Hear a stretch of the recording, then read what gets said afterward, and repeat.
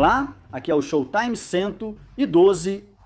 A relação entre Israel e os vizinhos árabes, do fim dos anos 1940 ao início dos 1970, foi quase uma guerra contínua. Entre as duas guerras em larga escala mais conhecidas, ocorreram períodos de conflito de diferentes intensidades, incluindo a prolongada e estática Guerra de Atrito, de intensidade moderada. Ela ocorreu após a Guerra dos 6 Dias, em 1967, e terminou com o cessar-fogo de agosto de 1970. De modo mais restrito, começou com o aumento das hostilidades na frente sul do Sinai, em março de 1969. Após agosto de 1970, o período foi conturbado e o foco mudou para o norte. Foi uma guerra principalmente estática, sem buscar ganhos territoriais permanentes. Havia ainda muita atividade em terra, como bombardeios de artilharia, ataques de comandos e infiltrações de guerrilheiros no leste e norte. O mais interessante é que o conflito teve frequentes combates aéreos, incluindo ar-ar e supressão de defesas inimigas. Na fase final, presenciou a intervenção direta de uma superpotência. A vitória de Israel em 1967 levou à expansão territorial, com a captura das colinas de Golã, Cisjordânia, Sinai e Faixa de Gaza. O Egito, nação árabe mais poderosa, teve as maiores perdas territoriais e de equipamentos militares. As forças egípcias perderam mais de 9.800 soldados e até 85% do equipamento militar, grande parte capturada intacta. A linha de cessar-fogo no Canal de Suez era defendida por poucas tropas e a Força Aérea Egípcia, chamada Força Aérea da República Árabe Unida, perdeu só 4% de seu efetivo.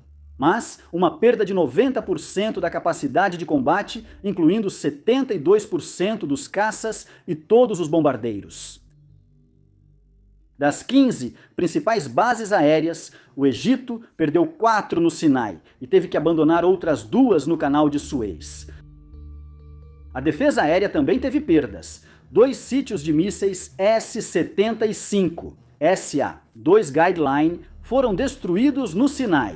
Ao menos 2 foram bombardeados e o restante removido além do alcance da artilharia israelense. A Força Aérea Árabe-Síria teve perdas bem menores, cerca de 1/4 de sua frota. A Jordânia sofreu perdas pesadas. Quase todas as aeronaves de combate e 80% dos blindados foram destruídos. A União Soviética rapidamente repôs a maior parte das perdas árabes, priorizando o Egito e fornecendo novos sistemas, muitos gratuitamente ou em condições favoráveis. As entregas começaram em 12 de junho de 1967 e até o fim do ano, cerca de 70% da força egípcia pré-guerra foi restaurada. A Força Aérea Egípcia recebeu 65 MiG-20 e um 123 Mikoyan Gurevich, 1710 Sukhoi Su-7, 18 Tupolev, 16 e 10 helicópteros Mi-8, modelo inédito no Egito. O número de conselheiros soviéticos cresceu bastante. Ainda assim, Moscou manteve cautela e não forneceu ao Egito equipamentos para uma grande ofensiva. Os soviéticos duvidavam da capacidade árabe de usar armas avançadas e limitaram envios de peças, tanques externos e bombas. Temendo que outra derrota prejudicasse sua reputação, repuseram as perdas da Síria, mas com apoio menor devido à frustração com os sírios. A Jordânia reativou um esquadrão de caças Hunter e desde 1969 os Estados Unidos da América forneceram caças F-100 e 4 Starfighter. Ambos os tipos de aeronaves permaneceram longe de Israel e evitaram combates com a Força Aérea Israelense.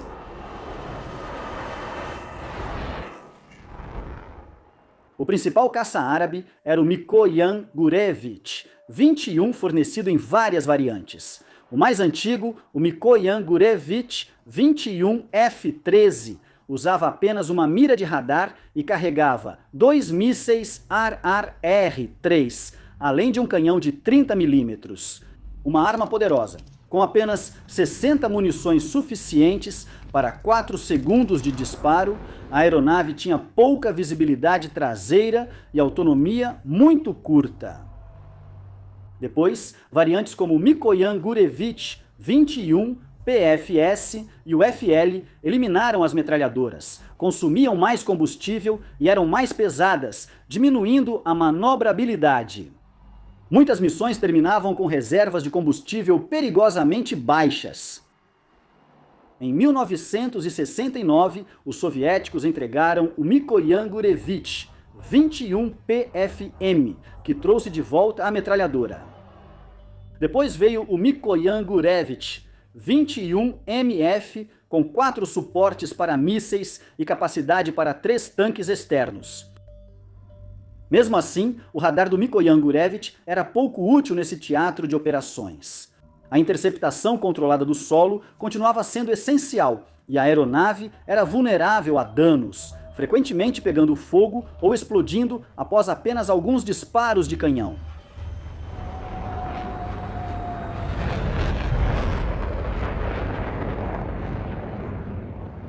As forças aéreas árabes usaram muitos caças-bombardeiros inferiores aos aviões ocidentais de Israel. Isso incluía o Mikoyan Gurevich 17F e o Sukhoi Su, 7 ambos originalmente projetados como caças. O Mikoyan Gurevich 17 subsônico levava 2 bombas de 100 kg e 2 pods de foguetes em ataques. Confiando em seus canhões fortes e manobrabilidade para defesa, o supersônico Su-7BMK era mais rápido e acelerava melhor, mas tinha manobrabilidade ruim. Sua carga útil era bem maior. Levava 4 bombas de 500 kg, 6 de 250 kg ou vários pods de foguetes. Como seus equivalentes soviéticos de caça, essas aeronaves tinham alcance muito curto. Saindo do delta do Nilo, mal chegavam ao oeste do Sinai, entregando poucas bombas com precisão média. Missões em baixa altitude eram abortadas se o alvo não fosse localizado logo após uma subida rápida.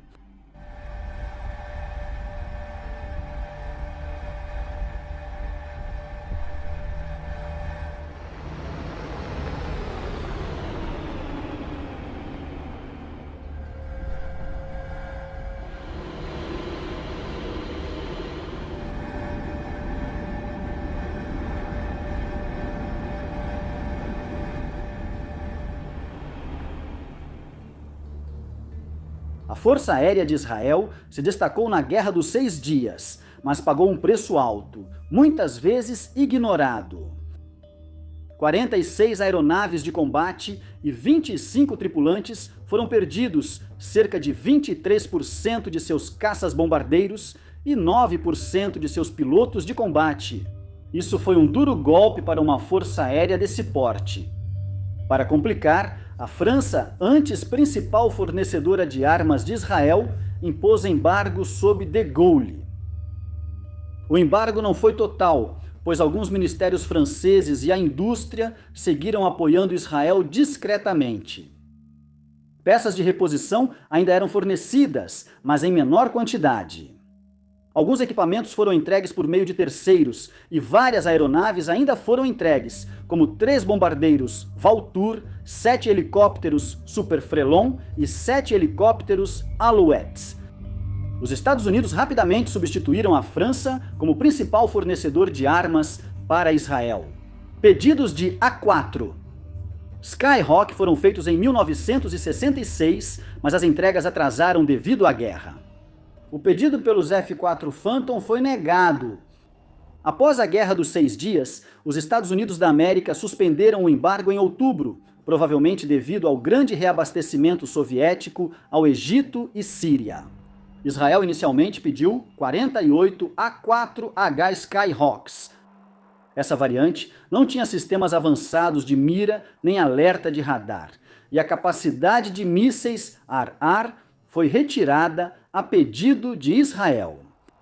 Apesar das limitações, o Skyhawk era robusto, simples, acessível e tinha o dobro de armamentos e autonomia do Mirage. As entregas iniciaram em dezembro de 1967 e seguiram em 1968 e equiparam 2 esquadrões. A primeira missão de combate ocorreu em 15 de fevereiro de 1968. Foram encomendados mais 52 Skyhawks, entregues a partir de março de 1969.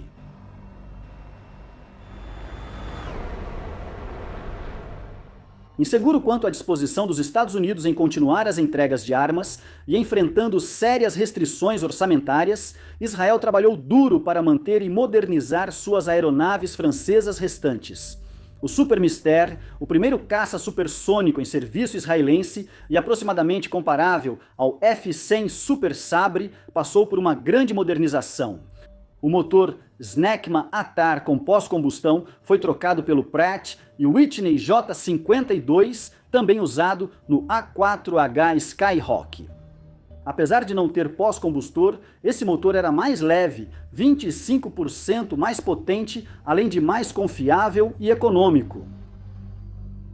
A aeronave, renomeada Sa'ar pelos israelenses, ganhou aviônicos modernos, mísseis ar-ar, e foi usada por um único esquadrão em ataques ao solo.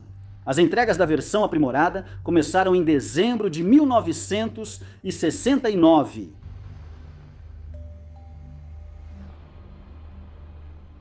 Uma quantidade um pouco maior dos antigos caças Mr. 4 a 26 unidades. As aeronaves, que sobreviveram à Guerra dos 6 Dias, não passaram por grandes modificações e foram usadas como caças-bombardeiros na frente leste, que era menos intensa. Assim que aeronaves americanas suficientes ficaram disponíveis, Dassault Huagan, ainda mais antigo, continuou em serviço com 40 e uma aeronaves operacionais após 1967. O jato de asa reta foi usado para ataque ao solo no leste e depois como treinador avançado. 61 Mirage 3 CJS seguiram atuando como caças principais de Israel. Chamado de Shahak em Israel, o Mirage foi atualizado após a guerra. O radar era pouco útil e frequentemente trocado por lastro, mas a aeronave permaneceu como principal plataforma de superioridade aérea de Israel, mesmo com a chegada do F-4 Phantom.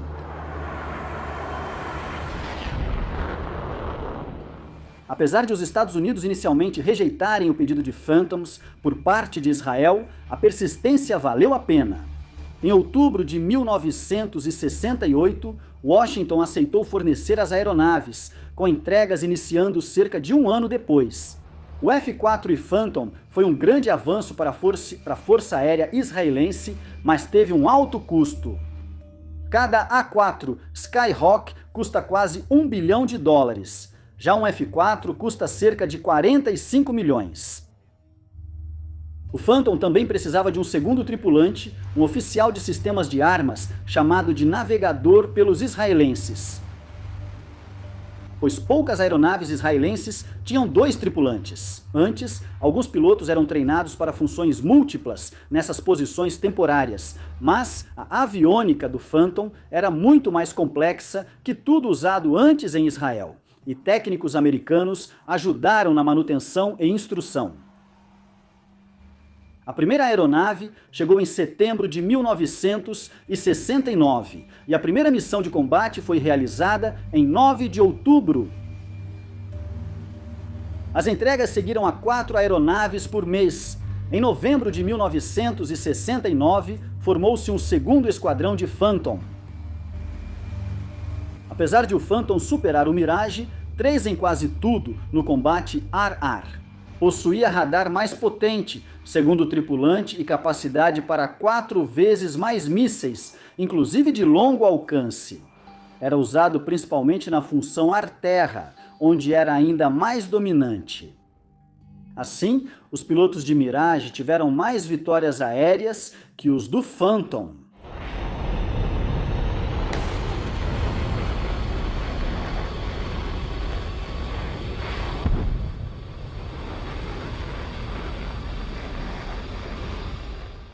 Uma grande vantagem dos pilotos israelenses no combate aéreo eram seus canhões e mísseis. Muitos Mikoyan Gurevich, 21 árabes, não tinham canhões internos. Já os primeiros F-13 vinham com canhões de 30 mm, mas só tinham munição para 4 segundos de disparo contra 7 segundos dos canhões DEFA do Mirage do mesmo calibre.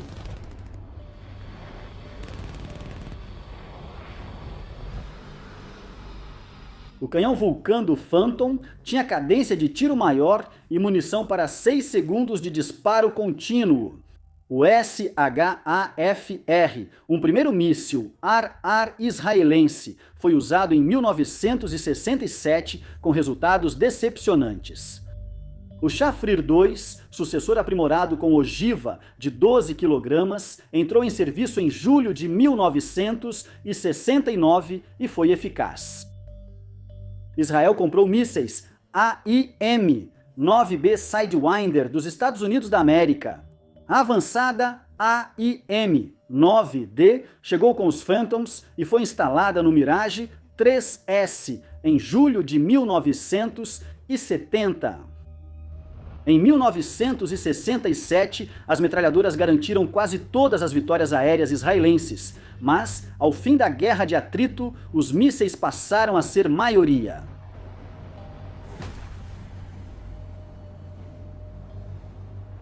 As forças aéreas árabes usavam apenas os R-3 soviéticos, cópia reversa do AIM-9 Baj-B. O míssil era pouco confiável, desviando-se facilmente pelo calor da areia do deserto. Só podia ser disparado sob até 25 gramas e contra alvos que não excediam 3 Gil. Além das vantagens técnicas, os pilotos israelenses apreciavam treinar combates aéreos contra aeronaves usadas por seus inimigos. Israelenses adquiriram um MiG-20 e um F-13 e 2 MiG-17. O MiG-20 e um veio por deserção, e os 17 após pouso errado de 2 pilotos sírios em pista israelense. Qual foi a motivação da guerra de atrito? Os Estados Árabes, principalmente o Egito de Gamal Abdel Nasser, após 2 derrotas para Israel e o desastre de 1967, buscavam vingança. Acreditavam que só recuperariam o território perdido com outra guerra, mas não tinham força ofensiva naquele momento.